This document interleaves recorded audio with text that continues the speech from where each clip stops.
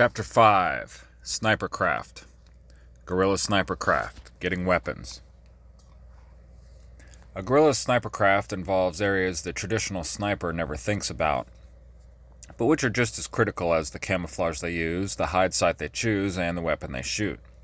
The first challenge for the guerrilla sniper is getting a weapon in a secure manner. Because the guerrilla is an outlaw committing a crime against the state, government security forces will enforce strict gun control measures to keep weapons out of their hands. That is why it was important to discuss, as we did in the previous chapter, the different types of weapons suitable for sniping, because the guerrilla has to make do with whatever they can get.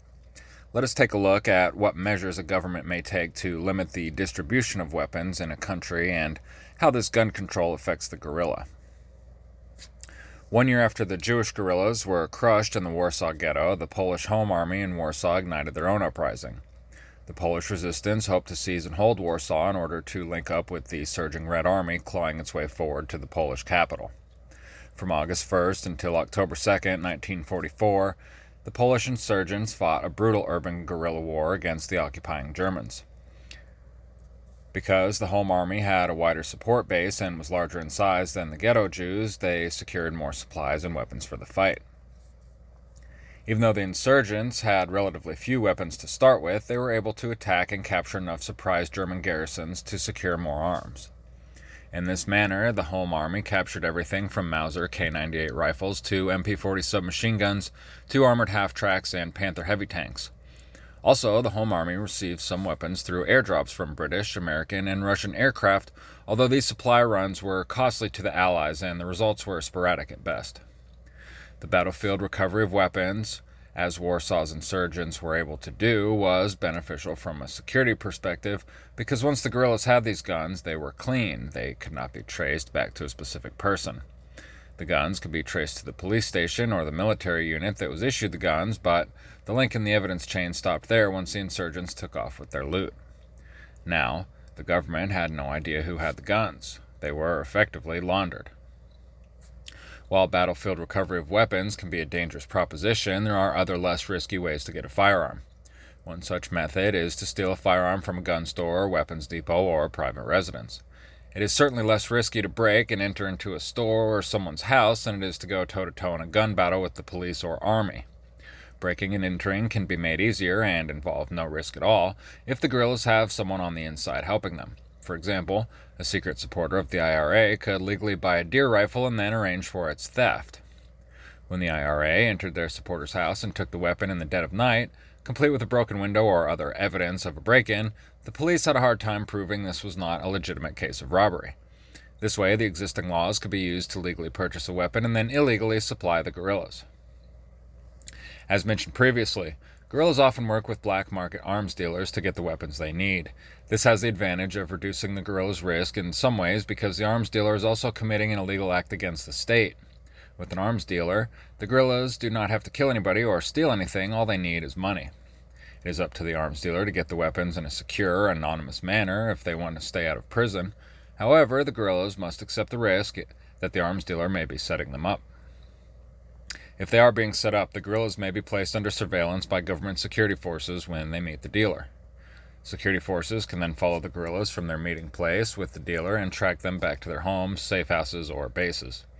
Or security forces may place hidden tracking devices inside the guns themselves. For instance, at various times during their struggle, the IRA's arms network was infiltrated by police informants both in the United States and Ireland itself. In these cases, American and British undercover police became adept at tagging the IRA's weapons with miniature, hidden tracking devices so they could follow the weapon's trail to the final end user, the guerrilla. The guerrilla organization takes into consideration all of those potentially unpleasant possibilities and determines what risks they want to accept. Ultimately, it might be safer for the guerrillas to attack and raid an unprotected police station, knowing they are not being set up, as opposed to dealing with an unknown element like an arms dealer. Hiding the weapons. Once a guerrilla has secured their weapon in such a way that it cannot be traced to them, they have other hurdles to master. Now, the guerrilla must store their weapon so government security forces cannot find it, and if they do find it, they cannot connect the weapon to the sniper. There are endless number of ways of hiding a weapon, but there are few things guerrillas avoid. First, the experienced guerrilla never stores their illegal weapon for long-term safekeeping in their own house or on their property. This is a rookie mistake a novice guerrilla might make because it is convenient, but this is the first place security forces check. No matter how clever a person thinks they are, if security forces want to make the effort, they can tear a building apart until they find what they are looking for, especially with the advent of portable X-ray machines and ground-penetrating radar devices. Government forces, just like Superman, actually have the ability to see through walls and floors. And if a legal weapon is found in a person's home or business, the property owner is now legally connected to the weapon. The same can be said of a person's car. While it is understandable the guerrilla transports their weapon in a vehicle from time to time, experienced ones do not store it in their own car for the same reason they do not keep it in their home. Mass murderers Lee Malvo and John Muhammad, the DC snipers, made the mistake of being caught with their assault rifle in the trunk of their car, resulting in a life sentence for Malvo and the death penalty for Muhammad. Guerrilla snipers operating in a wartime environment also face the same prospects of life and death sentences. The IRA understood hiding their weapons was a critical task, so they appointed specialists who did nothing but hide and transport weapons in a secure manner. Why let an untrained novice expose the whole organization through sloppy tradecraft? The IRA specialists often hid their weapons in public places owned by the government or public businesses, like inside an enclosed power relay box. So that was no incriminating link between the weapon and the sniper if the weapon were discovered. Disciplined guerrilla organizations like the IRA plan for the eventuality of their weapons being discovered, but by hiding them in an anonymous manner, the repercussions are minimal. In Iraq, the insurgents became fond of hiding their weapons in the trunks of cars, something termed rolling caches. Furthermore, the cars were stolen and could not be traced to a specific individual. The cars were parked in public places like parking lots or city streets, thus they were not on private property and could not be connected to a private citizen. These rolling caches allowed the insurgents to hide their weapons in an anonymous manner with no incriminating links to the guerrilla organization if the arms caches were discovered. Guerrilla sniper training.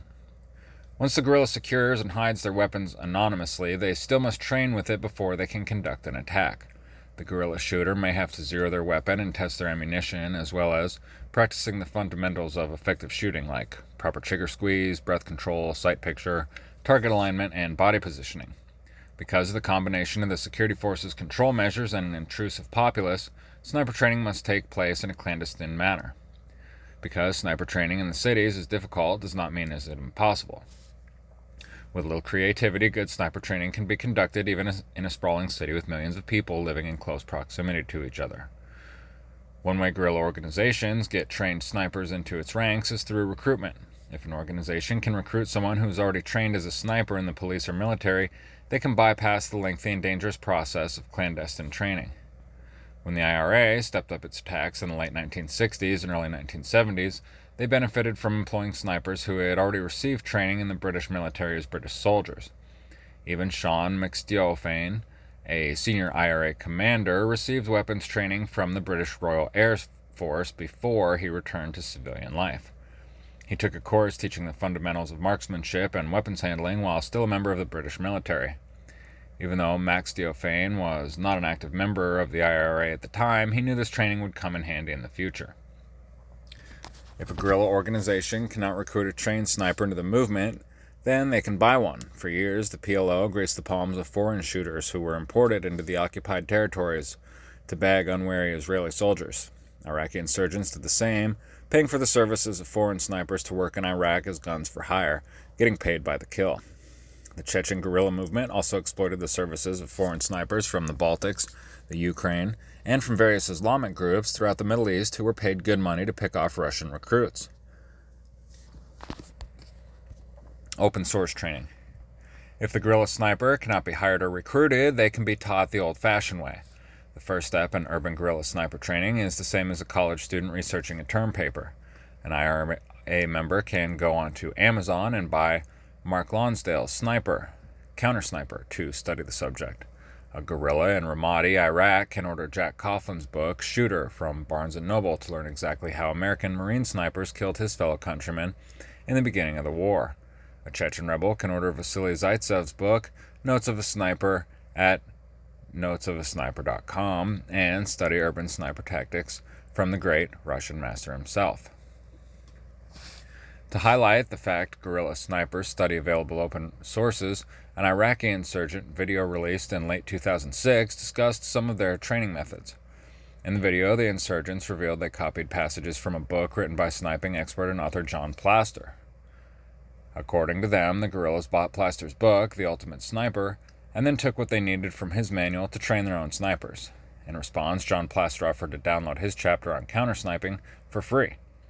As we can see, the internet is a tool guerrillas use to learn about the sniper trade, and it is both legal and anonymous. Besides ordering various sniper publications from internet book dealers, a guerrilla sniper can enter any number of internet chat rooms and discuss sniper tactics with other interested people and actual snipers. Movies are another medium the guerrilla sniper can study to learn the trade. A guerrilla can go to any local DVD store for a few dollars, buy Enemy at the Gates, Shot Through the Heart, and Sniper to get a few ideas. Or they can watch the best urban guerrilla sniper training movie ever made, Day of the Jackal by Frederick Forsyth, which spins a fictional story of an English sniper hired by the French secret army organization, OAS, to assassinate French President de Gaulle. Day of the Jackal shows how to conduct a textbook guerrilla urban sniping operation from start to finish, complete with methods of how to custom smith and hide the perfect urban sniping weapon. Also, personal videos shot by actual guerrilla snipers are another source of knowledge. Iraqi insurgents, in particular, as we discussed in Chapter 3, were unusually adept at merging their sniper operations with actual footage of their attacks and then distributing the footage through the internet and black market street corner sales. These how-to videos are, in fact, the most realistic current sniper training films made to date. An often overlooked form of sniper training can be found in first-person shooter video games made for personal computers, Sony PlayStation and Nintendo. Any game like Rainbow Six, Ghost Recon, Urban Sniper 2, and Call of Duty offers a person the chance to learn the basics of sniping, like keyhole shots, manipulating angles, and the importance of cover and concealment. Hezbollah took it one step further when they designed and released their own video game in the summer of 2007 entitled Special Forces 2. This computer game, selling for $10 in the dusty markets of Hezbollah-controlled Lebanon, offered exciting battle scenes with professional, high-quality graphics. In the game, Hezbollah children and adults can aim at virtual Israeli soldiers with their sniper rifles and blow away their Zionist enemy on the safety of their computer screen. With Special Forces 2, Hezbollah ingeniously found a way to integrate political indoctrination and battlefield training to gain revenue for the movement. A guerrilla sniper does not need to buy a video game and download it on their computer to learn how to snipe in the cyber world. The interested gamer can enter any number of online internet service providers, ISPs, that organize real-time computer wars between competing teams. Today, a person can log on to a Red Orchestra ISP and fight among the ruins of Stalingrad as either a German or Russian sniper. Urban sniping is just a click away. The advantage of using open sources to train is they are legal, dual-purpose information. A guerrilla watching Antonio Banderas' snipers, techniques, and assassins can claim they are merely relaxing on a Friday night, not training for combat. A guerrilla playing Call of Duty is not learning to take a long-distance headshot, they are just playing a kid's game to pass the time. And a guerrilla reading about the assassination of JSK is just a history buff. Are security forces going to arrest and imprison someone for reading history? Online training manuals. As part of a guerrilla organization's training efforts, a guerrilla movement may publish their own training manuals to professionalize the movement. The IRA produced their own infamous Green Book. Brazilian guerrilla Carlos Marguia published his mini manual of the urban guerrilla, and it makes sense guerrillas committed to better sniping would produce their own sniper training manuals. In May 2005, this is exactly what an Iraqi insurgent group did, publishing an online sniper training manual.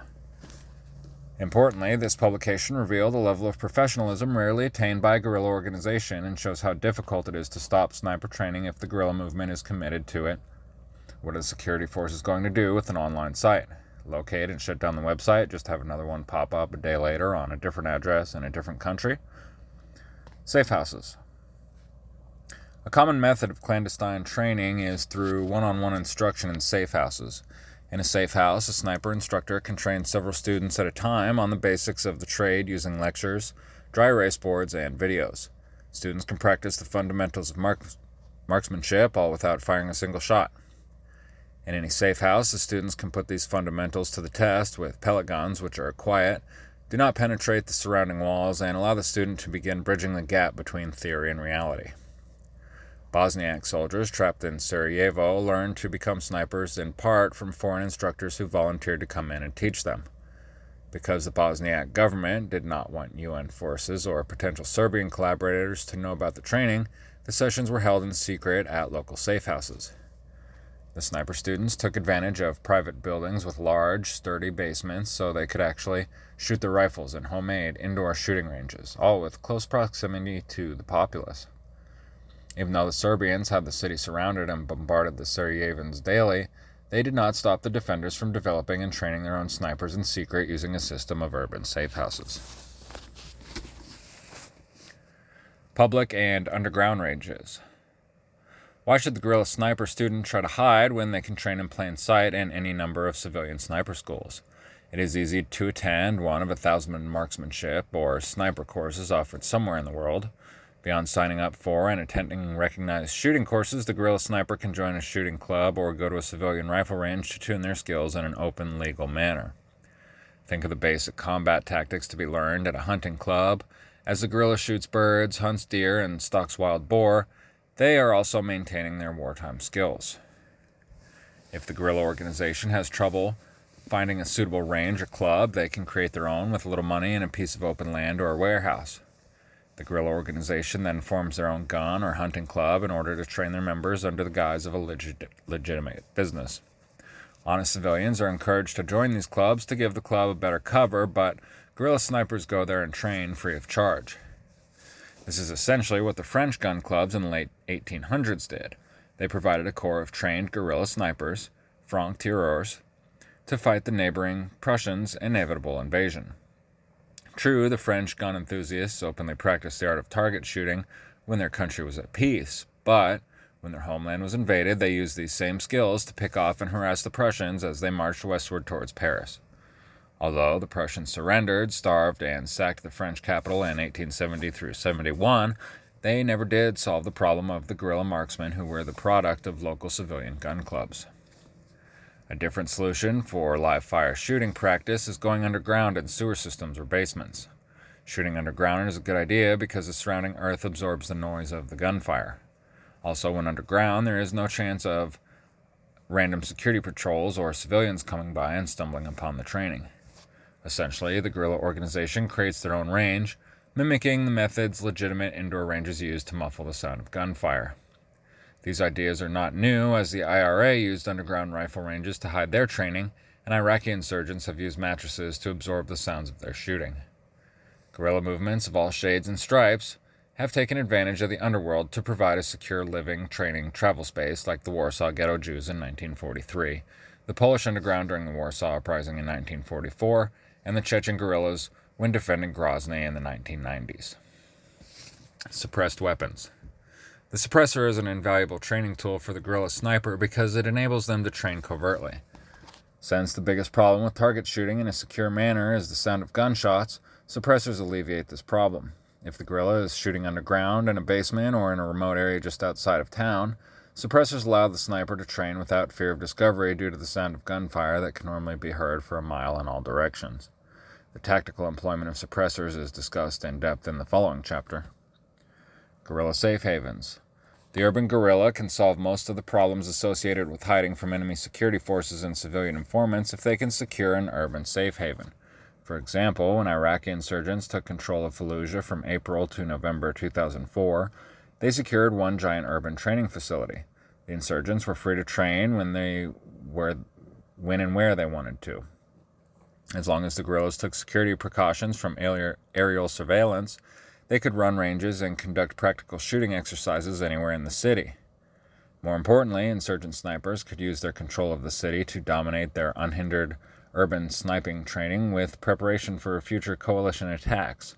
This allowed an integration of sniping theory, training, and actual execution. Out-of-country training. If the guerrilla organization cannot train in their own country because enemy security forces are just too oppressive, they may have to leave the country and get training elsewhere. If an Iraq guerrilla cannot train in Baghdad, they can go to Syria, Lebanon, or Iran and get in-depth training unmolested by American forces. If an IRA sniper was under constant watch in Northern Ireland, he could slip across the border into the Republic of Ireland and train there. A Chechen sniper trainee may be harassed and harried in their own country, but there are plenty of places in neighboring Georgia, Dagestan, and Ingushetia where they can train at their leisure. For years, Afghanistan embodied the idea of a distant guerrilla training university, churning out future snipers, car bombers, and assassins. On the other hand, if a group cannot leave the country for whatever reason, they can bring in an outside expert to assist them. This importation is common in guerrilla circles since IRA members are known to train the FARC guerrillas in Colombia, Hezbollah is known to train the PLO, Iran trains Iraqi Shiite insurgents, and American forces have already encountered Chechen snipers in Fallujah and Najaf. Advanced training. Depending on the government's population control measures, advanced sniper training may be conducted right under the noses of enemy security forces with relative ease and little risk. For example, sniper teams can plan dry runs of future attacks by blending into the population and conducting rehearsals by walking through their actual plan. Observation and security teams can walk to where they would set up their positions and have a cup of coffee and talk to a friend. The actual sniper can walk to where they would take their shot, and instead of having a rifle with them, they can carry a camera and take a picture of where they would shoot. For the dry run, pressing the shutter of the camera is equivalent to pulling the trigger of the rifle. The sniper teams that shot President Kennedy conducted this exact kind of pre-operation walkthrough, which allowed them to successfully plan their ambush. Training urban guerrilla snipers is not an easy task since they are members of an illegal clandestine movement. The guerrilla organization does not enjoy the open training of conventional military forces. They are burdened with training its members in a secure manner hidden from omnipresent security forces. However, just as the guerrilla conducts combat operations in an unconventional manner to succeed, so must they conduct training. The guerrilla movements in Northern Ireland, Iraq, Palestine, and Chechnya show us that urban guerrilla sniping skills can be taught in a clandestine, secure manner even while under constant pressure from enemy security forces. Transporting the weapon. Once the guerrilla sniper is trained with their weapon in a secure manner, they must transport their weapon to wherever they intend to conduct their sniper attack. Moving their weapon may be easy or difficult depending on the environment they are operating in and the characteristics of their weapon system. Charles Whitman drove onto the University of Texas, Austin campus in his car. He then walked calmly, pushing a dolly with a footlocker on it, to the Texas Tower and took an elevator to the top floor. Hidden inside the footlocker were the various weapons he would use to kill a dozen-plus people. Because Whitman looked like everyone else, he was wearing coveralls like a janitor would, acted completely normal, and had his guns hidden in a wooden box, he appeared non-threatening to both security guards and students. Since he blended in with the environment, Whitman was able to move in the open without suspicion to his shooting platform, the Texas Tower. In the cities where cars are allowed to move freely about, any vehicle, a van, a pickup truck, a car, is a means of concealment for both the shooter and their weapon. If civilian automobiles are allowed to travel freely in a war zone, like Baghdad or Belfast, then the guerrilla sniper can take advantage of this freedom of movement to travel undetected by car. If a car is not an option and moving or carrying a large object like a footlocker is too suspicious, then the guerrilla sniper might have to conceal their weapon on their person. Again, we see why the guerrilla snipers often choose concealable weapons. A guerrilla sniper wearing civilian clothes, walking down the street with a Barrett 50 sniper rifle over their shoulder will not make it very far. However, a guerrilla sniper with a broken-down, short-barreled carbine concealed under his jacket can walk among the people, even by security forces, and raise no suspicion.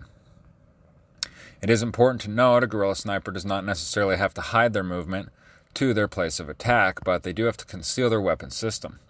In fact, the guerrilla sniper is prepared to move among the people and to be observed by security forces, but to do so in a manner that raises no suspicion. Even during combat operations, while being fired upon by the enemy, the guerrilla sniper conceals their weapon.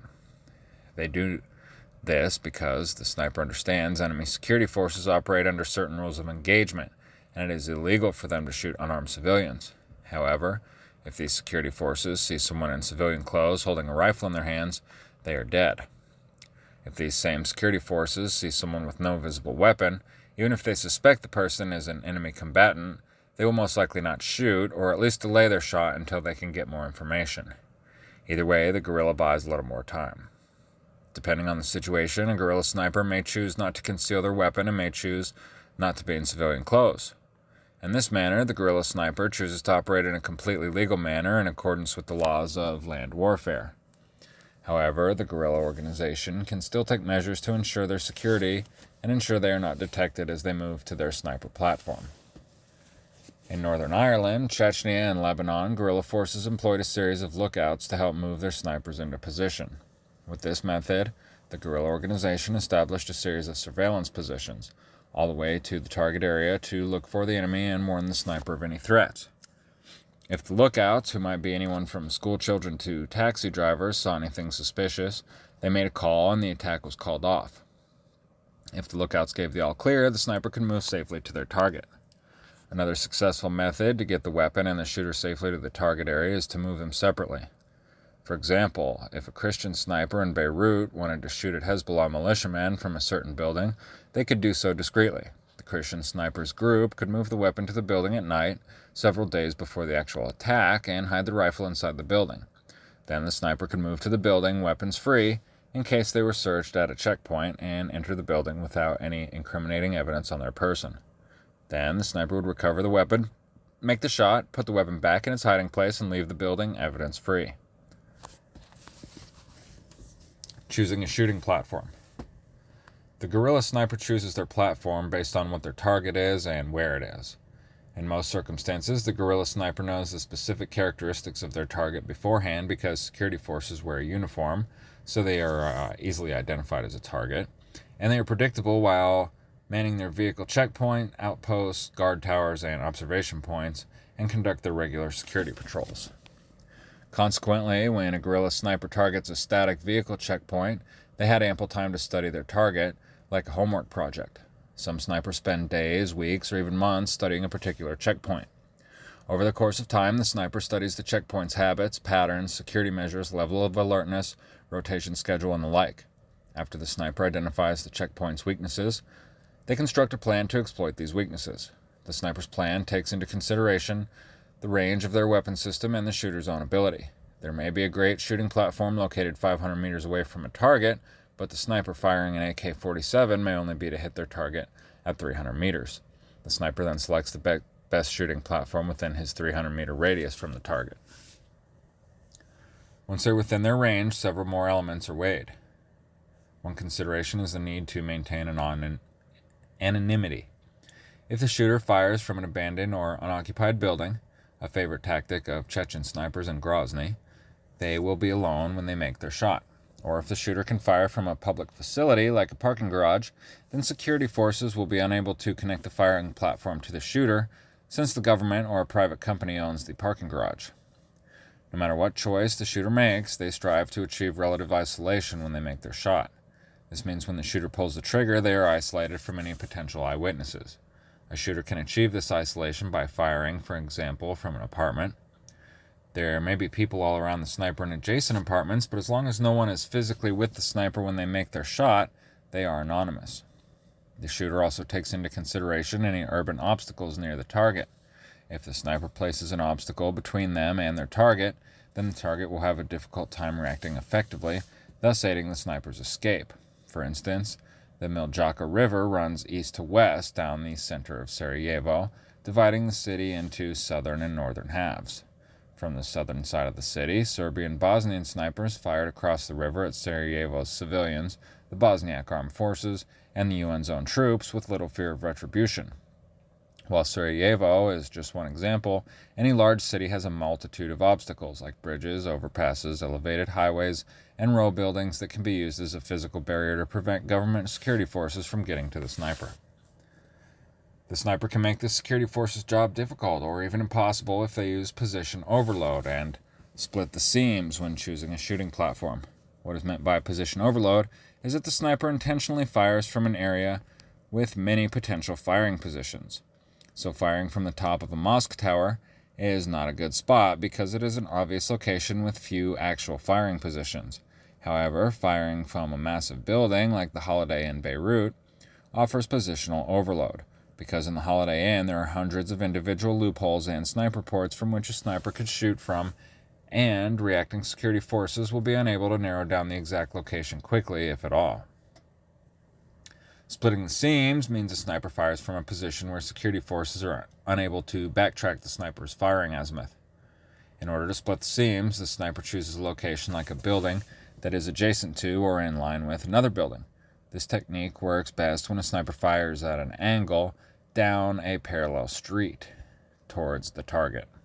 Since the street is lined with block after block of buildings and cars, it is hard to backtrack the shot to a specific location, because a miscalculation of only a degree or two will send security forces to the wrong building, or even the wrong city block, depending on how faulty their calculations were. This subject will be discussed more in subsequent chapters on counter-sniper techniques and sniper forensics. Urban camouflage. Once the sniper chooses a suitable sniper platform, they camouflage themselves so they are invisible to their target and nearby civilians. However, the urban camouflage required to be successful is drastically different than that used in a rural setting. For the urban sniper, camouflaging oneself in an urban hide site is much easier than camouflaging oneself in the woods, which can take hours of painstaking preparation to get the right look. Depending on the structure a sniper is in, excellent camouflage may be already available. For instance, one can simply draw the curtains of a window close to be effectively concealed from outside eyes, or the windows may already be tinted or have reflecting material on the surface so the people inside the room are invisible to anyone looking in. The sniper can also use common furniture found in the building to construct a concealed position within a room, a hide site within a hide site. An overturned desk, couch, or bed makes for excellent visual screening when positioned properly inside a room. If furniture, curtains, and windows are unavailable, like in the bombed-out ruins of Grozny, then other methods can be used. One thing the sniper can do is paint the room they will shoot from a different color so the shooter blends in with it.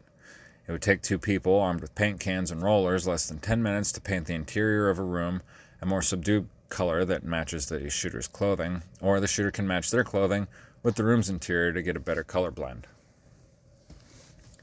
Another technique is for the shooter to hang a fine mesh net along the room in front of their position so the room has a mesh wall concealing the shooter. Since the shooter is up close to the mesh, they can see and shoot through the mesh. However, people that are far away cannot see past the mesh. It looks like a solid wall. This technique works well if the room is dark or in the shadows, for the darkness enhances the deception, making the mesh look like the back wall of the room. Perhaps the easiest and by far the most effective means of camouflage is the use of a sniper shroud. With this method, the sniper takes a bed sheet or blanket that matches the color of the room they will shoot from. This method works the same inside a vehicle as well. Usually, if the sniper has a light-colored tan sheet or a dark gray sheet, they can cover most color lighting scenarios. The sniper places the shroud over themselves and their weapon system so nothing is showing. Then they make a small hole in the shroud for the scope, placing matching color gauze over the scope itself to prevent reflections, and rubber band the shroud tightly to the scope. With this shroud, the sniper and their weapon are totally concealed. They are